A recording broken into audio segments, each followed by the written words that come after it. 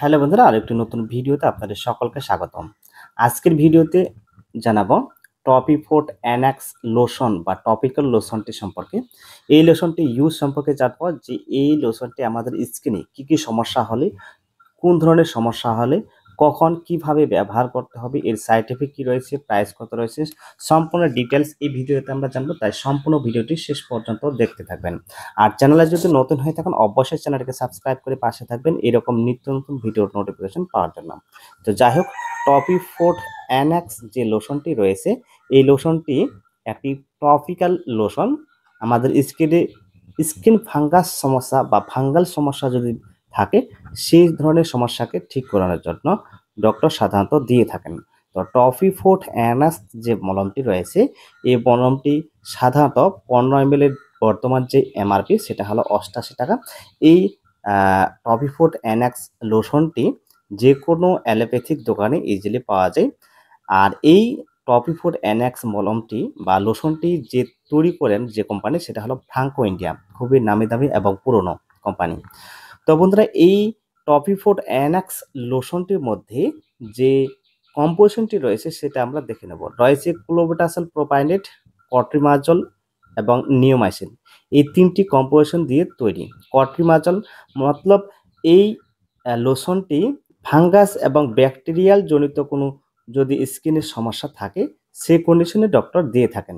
যেমন স্কিনে ফাঙ্গাস সমস্যা, যেমন সাইডে, বগলে বা আমাদের প্রাইভেট এরিয়াতে যে ফাঙ্গাস সমস্যা হয়, এবং নখের অনকোমায়োসিস বা নখের ফাঙ্গাস সমস্যা ঠিক করানোর ক্ষেত্রে ডক্টর দিয়ে থাকেন।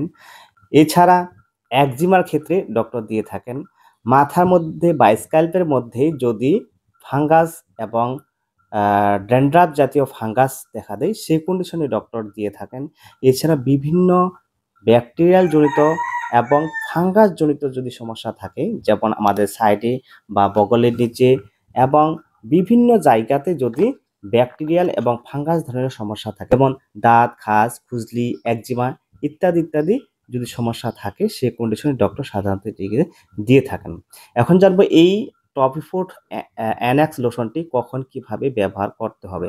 তো এই লোশনটি সাধারণত যে জায়গাতে সমস্যা রয়েছে বা ফাঙ্গাস ধরনের সমস্যা রয়েছে, সেই জায়গাটিকে আগে ভালোভাবে পরিষ্কার করে নিতে হবে। সেই জায়গায় পরিষ্কার করার পরে 1 ফোঁটা করে যতটুকু জায়গায় কভার করবে সেই জায়গাতে ভালোভাবে লাগিয়ে নিতে হবে। এভাবে দিনে 2 বারের মতো বা 1 বারের মতো ইউজ করা যেতে পারে। এভাবে কন্টিনিউ ব্যবহার করার পরে 10 দিন বা 20 দিনের মতো কন্টিনিউ ব্যবহার করা যেতে পারে। এর থেকে বেশি ব্যবহার একদমই স্কিনের জন্য সুইটেবল হবে না। তো এভাবে কন্টিনিউ ব্যবহার করার পরে স্কিনের যে সমস্যাগুলি থাকে এবং আমাদের নখের কনুইর সমস্যা, অনকোমায়োসিস অর্থাৎ নখ ক্ষয় হয়ে যাওয়া, আস্তে আস্তে প্রত্যেকটি নখের মধ্যে এরকম সমস্যা দেখা দেওয়া, সাইডে বা কনুতে বা আমাদের প্রাইভেট এরিয়াতে যে ফাঙ্গাস সমস্যা থাকে সেগুলো সমস্যা আস্তে আস্তে দূর করবে। এবং স্ক্যাল্পে অর্থাৎ মাথার খুলির মধ্যে ফাঙ্গাস এবং ড্যান্ড্রাফ জাতীয় যে ফাঙ্গাসগুলি দেখা দেয়, যেমন আপনার স্কিনে দেখতে পাচ্ছেন, এরকম সমস্যা যদি দেখা দেয়, এরকম সমস্যা আস্তে আস্তে দূর করতে দেখা দেয় এই টপিফোর্ট অ্যানাক্স মলমটি ইউজ করার পরে। এখন জানবো এই টপিফোর্ট অ্যানাক্স মলমটি ইউজ করার পরে কী কী কমন সাইড এফেক্ট দেখা দিতে পারে। এই টপিফোর্ট অ্যানাক্স লোশনটি যে সময় ব্যবহার করবেন সেই জায়গাতে একটু গরম বা হিট মেহসুস হতে পারে বা আপনি লক্ষ্য করতে পারেন। এছাড়া সেই জায়গায় কন্টিনিউ ব্যবহার করার পরে রেডনেস, সোয়েলিং, ইচিং, বার্নিংয়ের সমস্যাও দেখা দিতে পারে। কন্টিনিউ যদি বহুদিন যাবৎ ব্যবহার করেন তাহলে আপনার স্কিন আস্তে আস্তে পাতলা হয়ে যেতে পারে, তবে কিন্তু এই ক্রিমটি বহুদিন যাবৎ ব্যবহার করার জন্য নয়।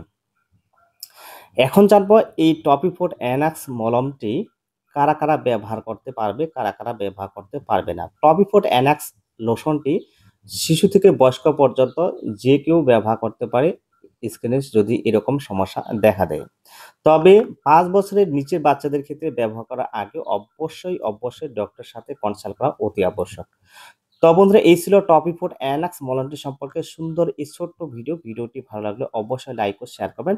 আর চ্যানেলে জুড়ে থাকতে অবশ্যই চ্যানেলটিকে সাবস্ক্রাইব করে পাশে থাকবেন এরকম নিত্য নতুন ভিডিওর নোটিফিকেশন পাওয়ার জন্য। ভালো থাকবেন, সুস্থ থাকবেন।